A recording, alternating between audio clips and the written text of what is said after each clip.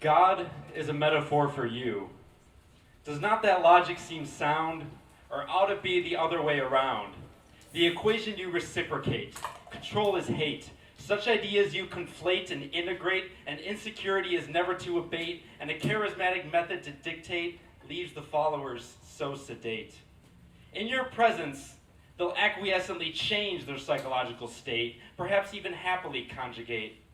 But hearken, world, let he, the calm and sensitive man, the world's sacrificial lamb, he who refuses to consume simply because he can, he who of his actions is aware, who keeps his trophy case of masculinity bare, whose testosterone count is irrelevant because empathy is what he can do and narcissism what he can't. Let him in, hear what he may have to say, know his silence may echo far more wisdom than those who hurt to get their way. People of the self-serving kind, act first, ask questions at a later time. The alpha male's sign. Manifested masculine thought paradigm. Be in control and get your way. You know what's best. It matters not what others say. Such notions always permissible because you know any inflicted pain will be dissolved and a temporary loss of power will be resolved because you can speak impetuously now and later quickly be absolved. We know you are sorry. You are a good person. You have no need to bite your pride and swallow because a hackneyed apology is never in the least hollow. Never, ever is it in the least hollow. Some of us see right through you snakes.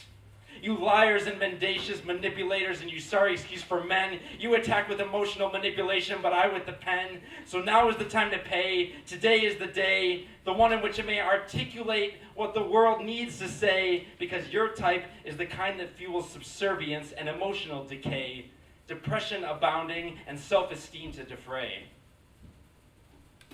Extrapolate the power structure theories of your need for dominance, control and money adjoined with callous sex. See the roots of such behaviors in little boys fighting to make playmates their subjects as they compete for playground dominance with sneering, self-assured countenance in pursuit of this, control and dominion's bliss. Such things begin at a tender age, one reserved for candy, cartoons, and silly fits of fist-clenching rage. Put a dozen little boys in a room, their only difference from men, the lack of adult costume. Power is divided, roles are thus chosen. It is here where intimidation is aflame and democracy is frozen.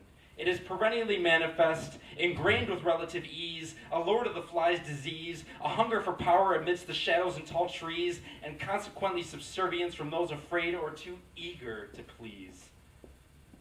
Such behavior is not only exhibited in politics and war, but every day in the pedestrian power searches, in businesses and churches, hostile birds on their perches.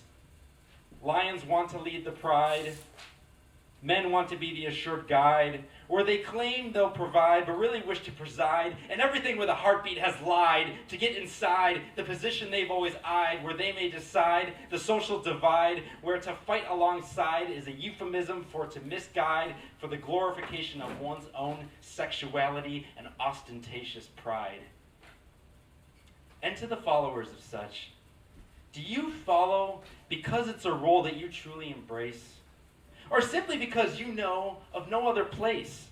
Why does every group need a leader? One to call the shots and pull rank.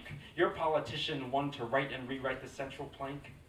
An example of the self-absorbed narcissist, you are the superlative. Your defining characteristic, that of the manipulative. Your efforts to attempt empathy, even less than conservative. You perpetuate a disease, an affliction of self-loathing. You're nothing but a wolf in sheep's clothing.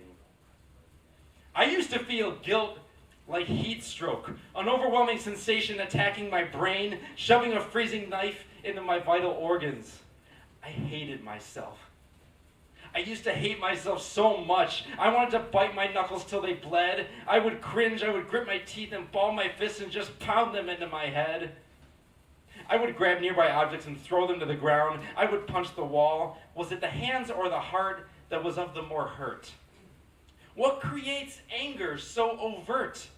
A complete inability to know yourself or to even assert. People who treat your inherently human qualities as an attempt to subvert, who keep you down at any cost and grind your face into the dirt. Let them breathe. Let them laugh, let them love, and let them live. Let them explore and create and make all types of mistakes. Let people know it's okay to experience heartbreak. Failure, contrary to what you are told, is an option. You will fail. You will be hurt. You're not perfect. You have your own tastes and needs and a will to be freed from what you are told you must be.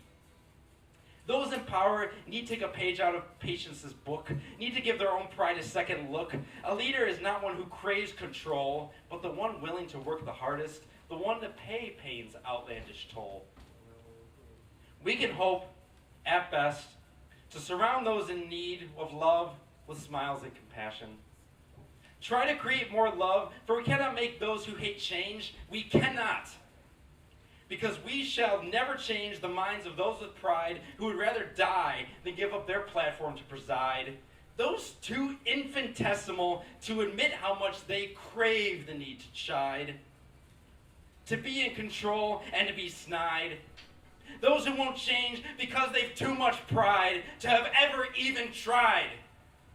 We cannot make it go away, so we must instead deal with life in the best possible way.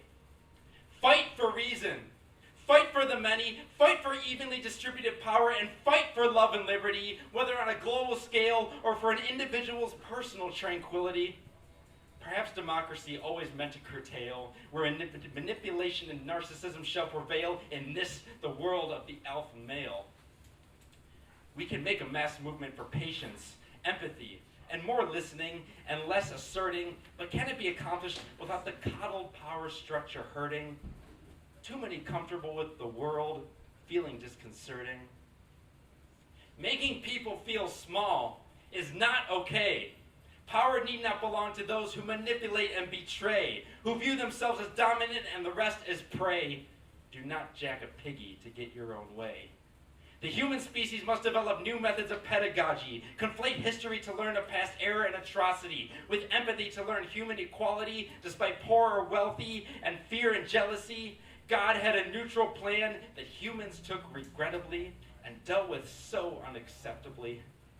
One ostensibly of serenity that has resulted in supremacy, executed so contemptuously and often violently. There is potential for a paradigm shift of our psychology, an ideology of compromise and apology.